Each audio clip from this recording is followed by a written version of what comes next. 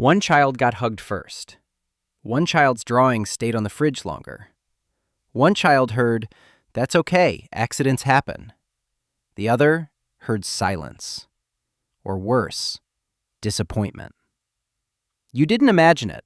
It was real, and it shaped everything about who you became.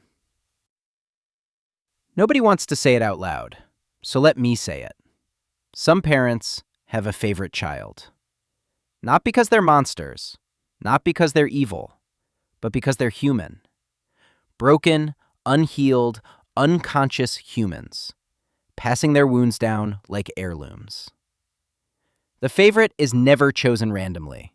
It's always the child who feels familiar, the child who mirrors the parent's own personality, the child who doesn't challenge them, the child who makes them feel good about themselves.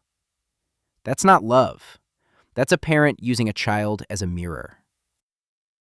Now here's the part that will stay with you. The child who wasn't chosen didn't just feel unloved in childhood. They built an entire identity around that feeling. Every time they were passed over, their brain logged it. Every time the other sibling was celebrated, their brain logged it. Every dinner table, every birthday, every quiet comparison. Logged, stored, filed under, "There is something wrong with me." And they carried that file into every relationship they ever had, into every job interview where they undersold themselves, into every relationship where they accepted less than they deserved, into every mirror they couldn't quite look at directly. Not because they were broken, because they were taught to see themselves that way, by the one person who was supposed to make them feel whole. And the favorite? Don't think they escaped. The favorite child grows up with a secret terror nobody talks about. The terror of falling from grace. They learned early that love is something you perform for, that approval is a score you have to keep high, that the moment you stop being easy, pleasing, perfect, the warmth disappears. So they spend their adult life exhausted, achieving, pleasing, never resting.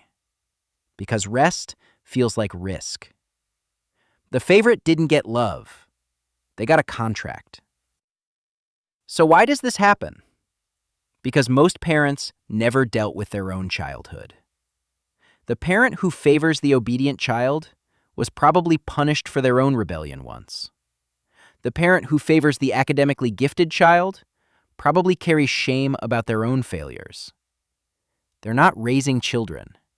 They're rewriting their own story, using their kids as characters. And the child who doesn't fit the narrative gets edited out, quietly, consistently, painfully. Here's what I want you to hear. If you were the one who never felt chosen, that was never about your value. It was about their limitation.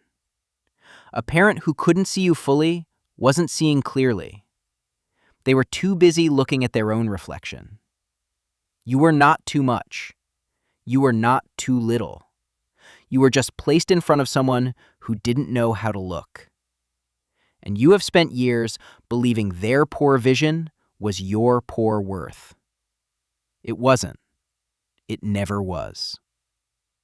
Share this with the sibling who already knows.